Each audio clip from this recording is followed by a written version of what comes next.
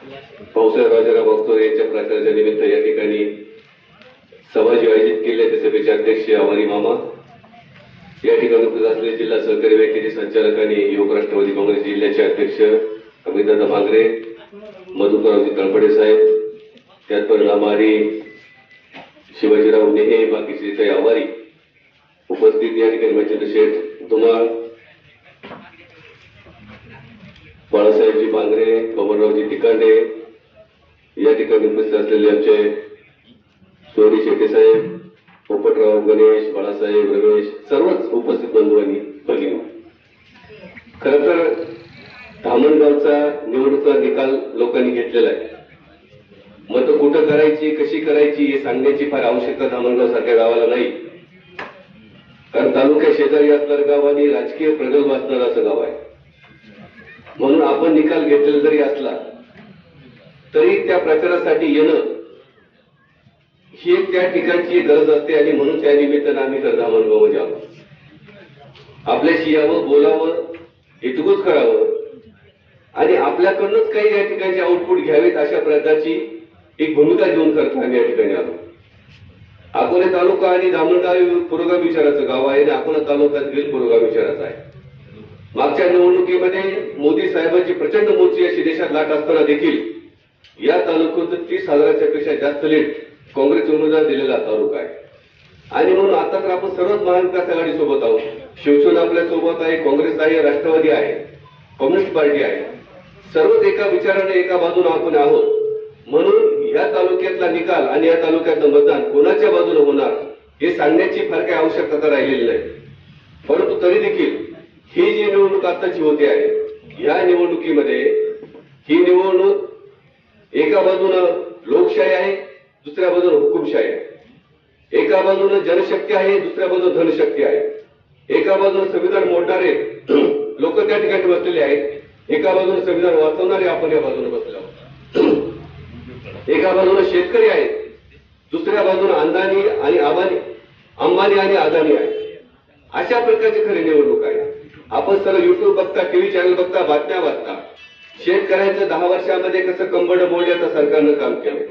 त्या ठिकाणी कांदा असेल, सोयाबीन असेल, दूध असेल, कमोडिटी कापूस असेल, सोयाबीन अनेक उत्पादनं जी शेतकरी करतो त्यांचं कशा प्रकारनं शेतकऱ्याचं वाटोळं या केलंय.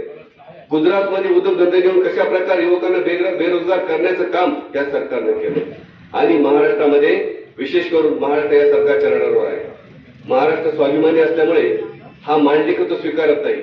आजही 84 वर्षी या देशाचे नेते शरद पवार साहेब असतील, मधल्या काळामध्ये असं वाटत होतं की उद्धव साहेब आता बेडवरून उठणार की नाही अशा प्रकारची डॉक्टरांनी त्या ठिकाणी सांगितलं होतं. पण उद्धव साहेब आई जगदंबेच्या कृपेने त्या ठिकाणी बरे झाले आणि आज सर्व महाराष्ट्रावर पायाला भिंगरी लावून फिरतायत. शरद पवार साहेब खुब्याचं ऑपरेशन झाले, तोंडाचा कॅन्सर आहे, 84 वर्ष वय झाले, तरी देखील हा महाराष्ट्र स्वाभिमान जगण्यासाठी आणि महाराष्ट्र वाचवण्याची भूमिका घेऊन हे दोन नेते मोठ्या शिताफीनं आज महाराष्ट्रावर दौरा करतायत. आणि म्हणून लोकांनी ठरवलंय की जो कोणी महाराष्ट्र उद्ध्वस्त करण्याचं काम करेल, जो महाराष्ट्र स्वाभिमान त्याचा दुखवण्याचं काम करेल, महाराष्ट्राची अस्मिता ठिकाणी डागाळण्याचं कोण काम करेल त्याच्या विरोधात मतदान करायचं. अनेक प्रश्न आहेत, बोलता येतील, परंतु ही लढाई खऱ्या अर्थानं आम्ही म्हणतो की गुजरात आणि गुजराती विरुद्ध मराठ्याची लढाई आहे. महाराष्ट्राला कशा प्रकारे नागवण्याचं काम या दोन गुजरात्यांनी त्या ठिकाणी केलेलं आहे.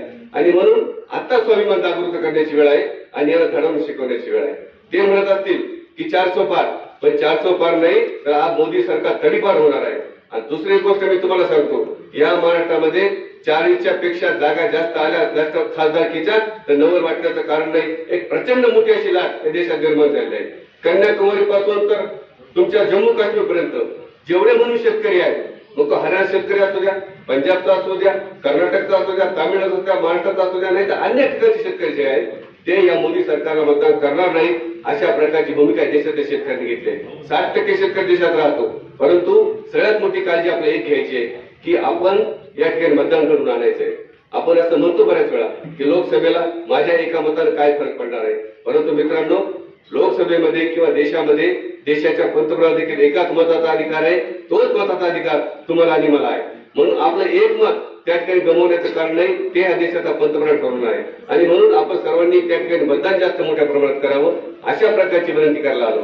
भाऊसाहेब निश्चितपणे निवडून येणार आहेत. दक्षिणेचे खासदार निवडून येणार, निलेश लंके निवडून येणार आहेत. सिन्नरमध्ये तुमचे वाजे साहेब निवडून येणार आहेत.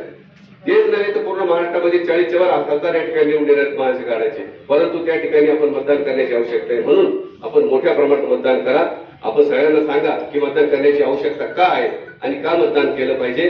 कारण महाराष्ट्राचा स्वाभिमान आणि महाराष्ट्राचा अभिमान टिकवायचा आहे. हा महाराष्ट्र दिल्लीच्या धक्कासमोर चुकला नाही आणि तो आपला झुकून द्यायचा नाही. अशा प्रकारची भूमिका पवार साहेबांनी घेतली, त्याचप्रमाणे उद्धव साहेबांनी घेतली, त्या प्रकारची भूमिका बाळासाहेब थोरात काँग्रेसने घेतलेली आहे आणि म्हणून ती भूमिका आपल्याला पार पडावी अशी विनंती करायला आलो. आणि म्हणून या निमित्तानं येत्या 13 तारखेला भाऊसाहेब राजाराम वागचौरे यांचे जे चिन्ह आहे मशाल, आणि विशेष करून 1 नंबरचा क्रमांक त्यांना मिळालेला आहे, म्हणून 1 नंबरच्या क्रमांकावर मशाल चिन्हावर मोठ्या संख्येनं मतदान करा. जास्तीत जास्त म्हणून मतदान घडून आणण्याचा प्रयत्न करा हीच विनंती आपल्याला करतो आणि या ठिकाणी शब्द संपवतो. जय हिंद, जय महाराष्ट्र.